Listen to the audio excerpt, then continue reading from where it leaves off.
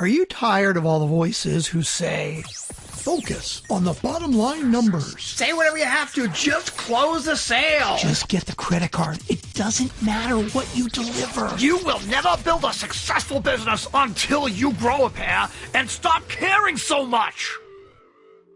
Here, we respectfully disagree. We give you permission to embrace who you are, how much you care, and encourage you to design a business that works for you and your clients. Welcome to The Art of Giving a Damn, the podcast that proves with every single episode that you can create a profitable business doing what you're passionate about and making a positive difference in the world. Now here's your host, Michelle Schaefer. Hey, welcome back to another episode of The Art of Giving a Damn. My guest today is Simone Butler. Simone, welcome to the show. Thank you. Glad to be here. I'm excited to interview you and ask some maybe not so typical questions on our episode today. So for those of you who have not met Simone yet, she is an expert astrological guide with more than 30 years of experience in helping people find their purpose and their passion. She began her career in LA as a fashion editor, which is really cool, and has since written for many platforms, including the Starscroll, Tarot.com. Her books, Astro Feng Shui, Making Magic in Your Home and Life, and Moon Power, Lunar Rituals for Connecting with Your Inner Goddess, bring ancient secrets into modern living. You can read her blogs and learn more about her weekly Patreon show, Simone Says, at astroalchemy.com. Wherever you're watching, we'll put that link in the show notes for you so that you can easily find that. Simone lives in San Diego with her cats, Max and Nora. Again, welcome to the show. Thank you. I got to start with, how did you go from LA fashion editor to what you do now? Well, I happened to be in LA at a time that was very exciting. The whole metaphysical scene was just loading. You know, LA is a very high frequency place to be, and lots of creative folks. And so there was just, everything from walking on fire to studying astrology, energy healing, and all these things were available to me. Yeah. I was taking a bunch of classes actually, and then I realized, oh my God, I'm going to go crazy if I don't just choose one thing, go deeply into it. Gotcha. I really feel like astrology chose me because it was just one of those, I didn't even make the decision myself. And then I just started studying it and looking at charts. I took classes. And the more I studied, the more completely obsessed I became. And this is typical that end up becoming astrologers. You go through about a 5 period where you do nothing but totally obsess about charts. Okay. So let's, for anybody who doesn't know, who's watching or listening, tell us about charts and what those are. How does that fit into the whole thing? Well, astrology is a very ancient art. I prefer to call it an art than a science, although it's of course connected to astronomy. And back in the day, way back in the day, like the Babylonian times, astrology and astronomy were the same thing. There was no difference between them. It's kind of like the right brain is the astrology part and the left brain is the astronomy part. Gotcha. And so, in fact, a lot of us astrologers are going back to our roots now. A lot of the ancient texts from that period, as period, have finally been translated. And so we are learning these techniques that have been lost to us for thousands of years, which is exciting. So astrology is just basically a way of tracking not just your inner self as far as being able to look at a map of the heavens on the day you were born and see where all the planets are and what that means, but you can also use it for timing, and that is its real value to see, like, well, what phase is the moon today? And in fact, you said you have a moon calendar on I do. Google moon calendar, right? So you can track that, and we can talk more about that if you want, because I think it would be of great interest to women, especially women in business, because there are some moon signs phases that are better than others for being out in the world. And there are some that are more like, hey, why don't I just stay home and take care of, paperwork today?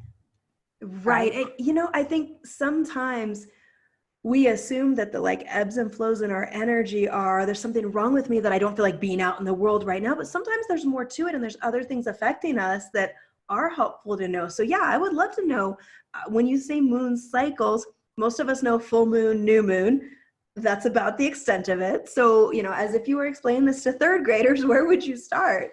Yeah, well, there are actually 8 moons. Okay. And we're talking about the relationship between the sun and the moon. Mm-hmm. And it starts with the new moon, also known as the dark of the moon. And we're coming into one of those phases now. Mm-hmm. This coming weekend, we'll have a new moon in Scorpio. This is the seed planting time. Even though the moon is dark, you can't see it, it's still extremely powerful. And so once the moon is new, then it's in its waxing phase and growing little by little in light until it reaches 2 weeks later, the full moon, when the moon are opposite in the heavens. And the full moon obviously is more of a time of expression. Things are out in the open. It's a time of illumination. The emergency rooms are packed full of people. Yes. Truly. I mean, that's really documented. I've seen the studies on it, and it's surprising because it's like, okay, well, I guess there's some science that connects some of these things. But yeah, my sister used to work as an EMT paramedic, her and her husband both, and she said the same thing. When the full moon is out, crazy things happen. Like they are way busier. Yes. And then from the full moon back down to the new moon, that's the waning cycle. The moon is losing light. The waning cycle, the witches would say, is a banishing cycle. Okay. It's time to get rid of things. It's a time to complete things. Not really a time to launch something new.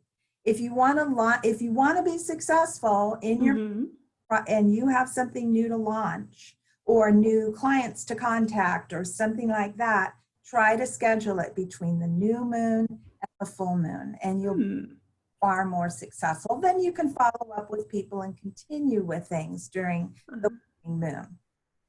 Okay, that's interesting. So you use the moon cycles to kind of decide when to calendar out different things that you do in your business. Yeah, and also what sign the moon is in. Like what is the prevailing energy of the day? Of course, now I'm not remembering where. Oh, the moon's in Leo. Okay. That's your moon sign. How perfect is that? We're recording this on the day that the moon is in your sign. Now, of course, your sun sign is Sagittarius. Yeah, I was just going to say, I'm not familiar with moon signs. Yeah, the sun was in Sag on the day you were born. Right. The moon sign is so important. And it's especially important to know where the moon was when you were born, so you can track when the moon is in that same sign, because it's bring out the Leo moon in you. So how would somebody find their moon sign if they're listening and they're like, I know my sun sign, I have no idea what my moon sign is? Yeah, you can look it up on my website at astrological.com. I have a Finder tab. You just go on there. And I will say, take the effort to find your time of birth if you can, at least within 10 or 15 minutes, because the moon stays in a sign for 2.5 days. So some people are born on the day it changes sign. And so if you happen to be one of those people, you will need your time of birth. Gotcha. So the moon signs change more frequently than the sun signs do. Exactly. Sun takes 30 days. Right. Sign, and moon is much more quick. Okay. What does it mean to have Leo moon? Well, that's a fire sign, just like Sagittarius. In fact, your rising sign is also Leo, and the rising, how you appear to the world, how people see you, energy out. And the moon is your emotional nature, your instincts, what comes really to you. So you are what is known as triple fire. Is that a good thing? Is that a bad thing? Well, it makes you very energetic and outgoing right? Is that not true? At times I can be very outgoing. I would say energetic definitely describes me. Yeah. Well, I printed out your chart here, and you have Oh, cool. 1, 2, 3, 4, 5 planets in the 4th house. This is where astrology gets complicated. Okay. This is a more hidden inward type of.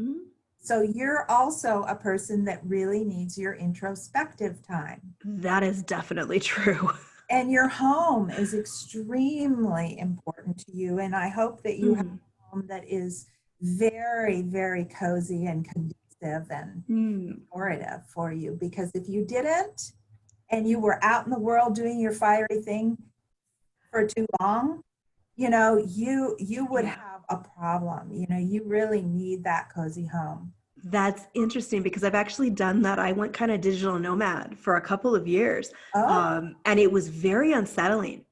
It worked great in some aspects, but in other ways I felt very unanchored. So that's interesting. Yeah. So, there are many ways to the moon and understand the moon. Your moon phase, by the way, is an interesting thing to look at. Yours is what's called waning gibbous. It's after the full moon. It was a few days after the moon when you were born. And this is from my book, Moon Power. It's called the disseminating moon. You are a gifted communicator. Tell your truth and engage in spirited talks. Like Mother Teresa, who was disseminating moon, you have an important message and work tirelessly to share it. Is that true? That's very interesting. Yeah, most people who know me would probably say that's true. Yeah, there's more, but I don't want to. So that's really fascinating. Like we hear so much about the sun signs and what those mean, but we don't hear as much about the moon signs and how those affect who we are. Yeah, because you can't, you have to be able to look that up. Everybody has their sun sign. That's your sign, right? And they can get away with doing sun sign guides. But the moon sign has to be determined by ideally your time. And you have to look that up. That is so fascinating. So, your book is called Moon Power. Tell me a little bit about what it goes into and who it would be a good fit for. Well, it's kind of an introductory book about moon signs. There's a chapter on each moon signs, and I've appointed a goddess to go with the moon signs. And, I really thought long and hard about what goddess archetype would go with moon in each sign. Like, interesting. The Cancer moon, I appointed Isis, who is the great mother of all, to be the archetype for that moon sign. Because as far as I know, nobody ever. See, I'm into inventing things. Yeah, I've never seen those things connected before. That's pretty cool. I invented a whole system combining Western astrology and Western way as well. That's my other book, Astro Feng Shui. I just, it's in my chart. I won't go into it because, I'll be speaking jargon. But basically, I'm here to invent new things. So that's what appeals to me. Go where no man, no woman has gone before. I love that. One question that comes up for me whenever I'm talking to somebody who does make those really bold moves to say, nobody's done this, I'm going to do this. What inspires you, and how do you find the bravery to put that out there? Because I know a lot of people look at it and they're good at connecting different things, or they've got these great ideas, but they never actually share them. So what was that process like for you? I'm thinking about the Astro Feng Shui book, which in 2010.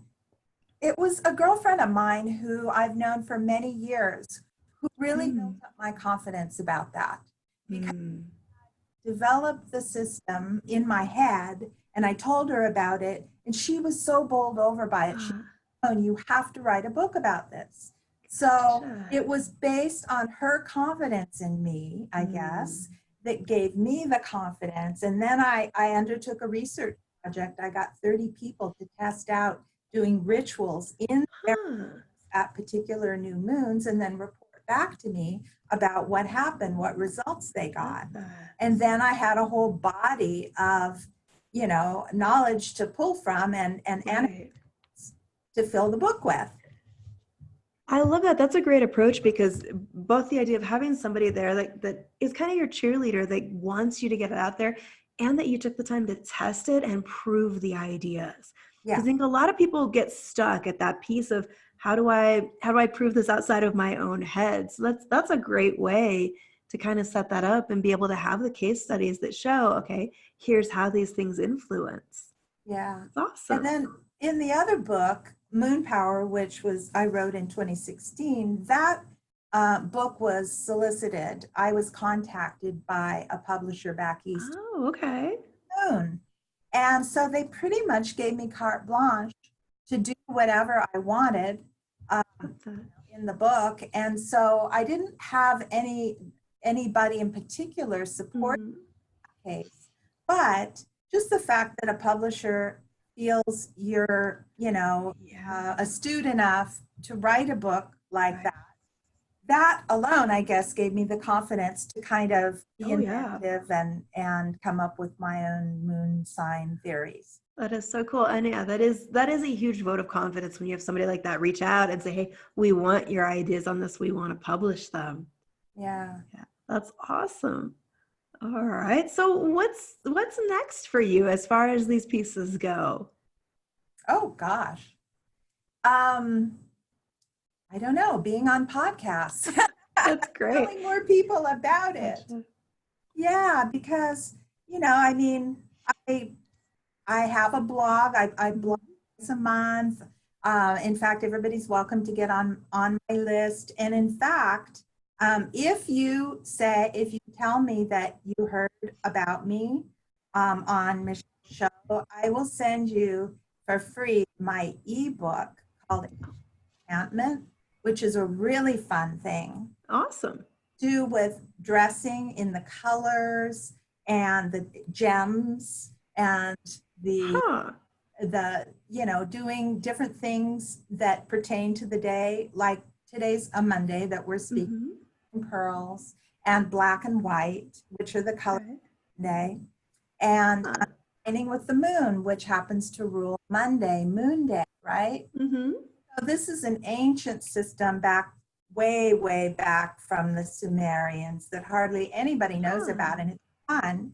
And it's yet another way that you can align yourself with the energies of any given day, and particularly if you know your own ruler. Like, you know, as a Sagittarian, your ruler is Jupiter. That's Thursday. Thursday's your day. So you would purple or some variation of purple on a Thursday. Thursdays are good days to travel. They're good days to communicate and speak. You know, these are just fun ways that you can kind of get more in alignment with. I just really love the planets, you know. That's so interesting. They kind of speak through me, and I want to share them with others. In fact, sometimes it's easier than others. I just had to laugh earlier when we had a little bit of a gap going on there in the beginning, trying to get going. And we were talking, you were mentioning Mercury retrograde. This is what's known as the shadow period, right? For the retrograde of Mercury, which actually happens October 31st.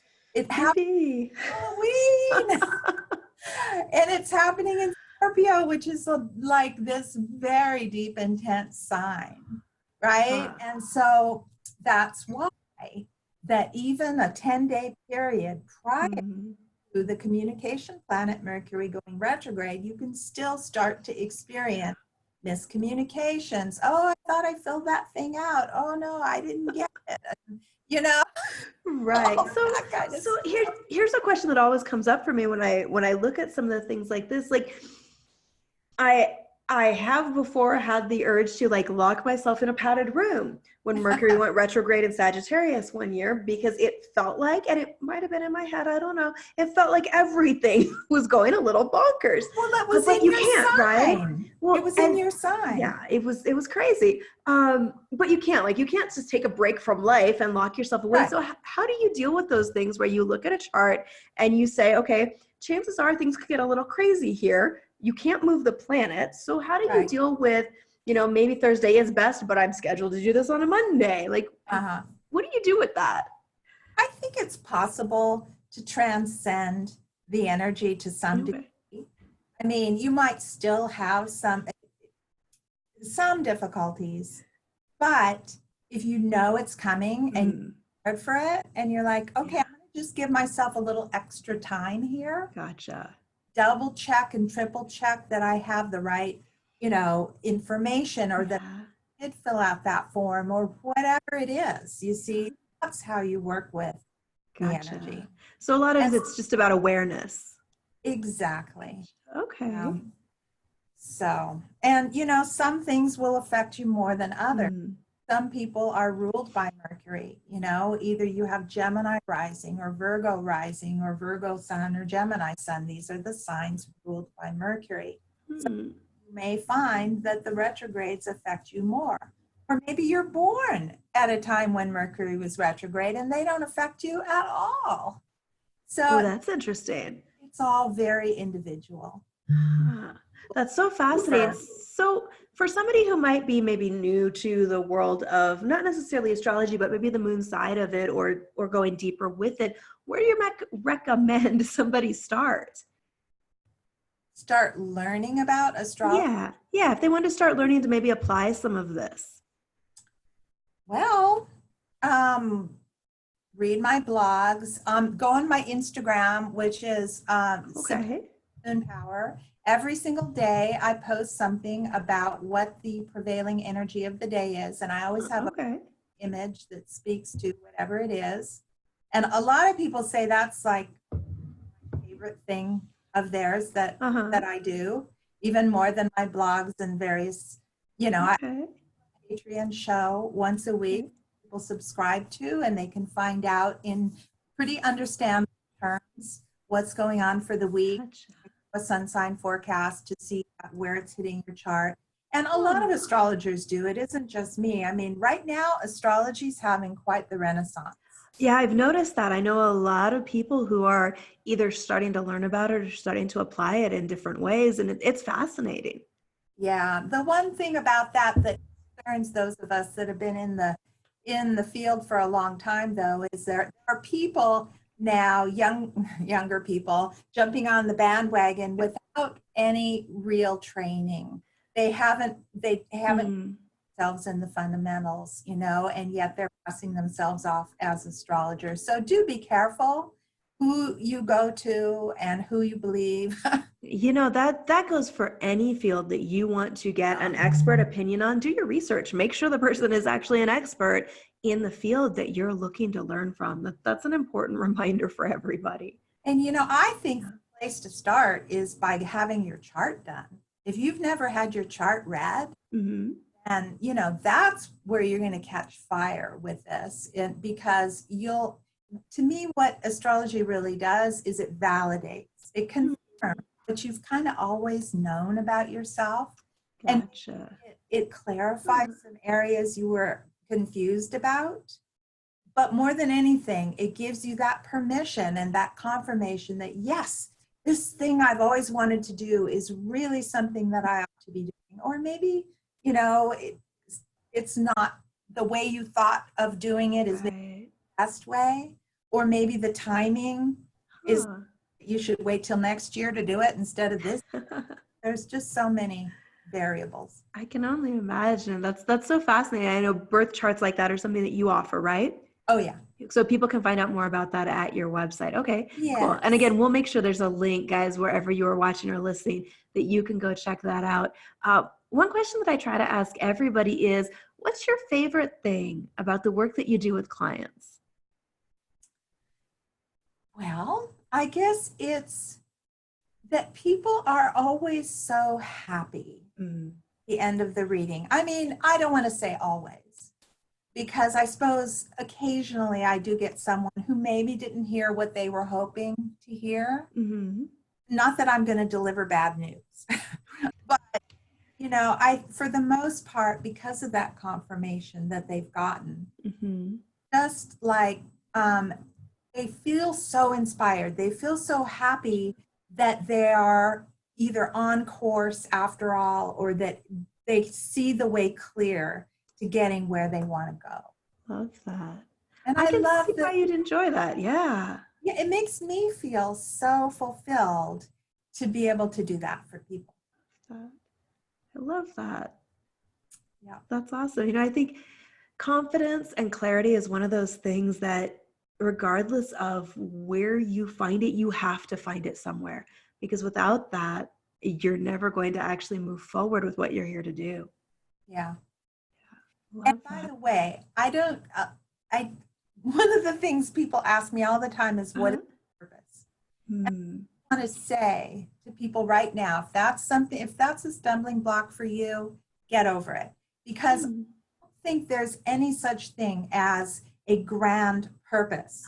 Okay. Whatever makes you happy, whatever makes you feel, that's your purpose. And it can change. Your purpose may not be the same as it was 10 years ago, or when you were a child, or 10 years hence, you know? Yeah. So don't get hung up on, because believe me, I hear that all the time. Yeah. People make themselves crazy. Oh, is this my purpose? Or is it that? Or, you know, Yeah. know what it is. That's a great reminder for people, because that's true. It is one of those things that I've seen people who it's shifted as they've grown, as they've gone through different phases in their life. And I like what you said, because the thing I always tell people is, find what lights you up. What gets you excited? What brings you to life? That's probably what you should be doing right now. Yep, exactly. Love that. The world needs more people who have come alive. That was part of some very famous phrase that, you know, don't go seeking after your purpose. Just find out what lights you up. And because that's what the world needs, is more people who've come alive. Yes. I love that quote. That's actually one of my favorite quotes that I remind people all the time. It was Howard Thurman. Don't ask yourself. Don't ask yourself what the world needs. Ask yourself what makes you come alive. That's it. Because what the world needs is people who've come alive. You got it. Thank you for making that a little more accurate. That's one of my favorite quotes, because I think it's so true. And, you know, it's one of the reasons people will ask me, like, why do I interview such a variety of people? Because I think different ones of us need different ways to find that thing that makes us come to life. Like it's not the same for everybody. And for some people listening who maybe haven't found that yet, it might be astrology. It might be having their chart read that does that for them. You know, and it's important, I think, to have all the options in front of you, so you can look at them and go, well, let me try this, and find something that really does resonate with you. And there are more than one thing that are going to make you come alive. I remember I was salsa dancing craze for about 10 years. All I wanted to do, I mean, I was still practicing astrology, but on every spare moment, and we're talking like 5 or 6 nights a week. Wow. Out salsa dancing. It was such a passion, right? And then it just started to wane and wane, and now I hardly ever go. So it's like, who knows where these passions come from? Sometimes you can correlate it with a chart. Just, oh, wow, maybe your progressed ascendant moved into Leo, and suddenly you want to get out in the world and be more, you know, colorful and be seen. But astrology is not a predictive art per se. I predict events and things for people because there's free will, there's fate. Nobody knows really what fate is, you know. You know, something could fall in your house, right? I mean, that's what I mean by fate. It can be way out of your control, necessarily be seen in the chart. And even if I could see them, I wouldn't tell people, you know, a light in your Gotcha. house. So you're not the type that's going to predict the winning lottery numbers for me. No, I don't know. I honestly don't think it's possible to do that. Imagine that astrologer themselves would be like multi, right? Yeah. Yeah. You know, it's funny because there's such a range within everything. And I think it's really about finding what's a fit for you. Some of the stuff we see on TV is just a whole nother level of something, but it doesn't mean there's not something there that's worth investigating and worth taking a look at. Yeah. Yeah. I love that. Well, thank you so much for your time, for sharing this. I think the concept of the moons and the moon charts is so fascinating. So for anybody listening, if you haven't already, make sure you stop by Simone's website, put your birthday, time of birth in, send your mom a text if you need to double check when that was. I am sure she will remember what time you were born. I know my mother certainly did. And find out. Might be something that gives you some new insight or some different insight into you as a person. Again, thank you, Simone, so much for being on the show today. Thank you for having me. It was fun. Absolutely. Wherever you're watching or listening to this, you will find links to Simone's Instagram if you're interested in those moon energies of the day, as well as her books that she mentioned, and where you can follow her online. Check her out, connect with her, and if you mention that you heard about her here, she'll send you a copy of that ebook she mentioned. So be sure you click like, rate, review, subscribe to the podcast wherever you are watching or listening, and we will see you back again for another episode soon.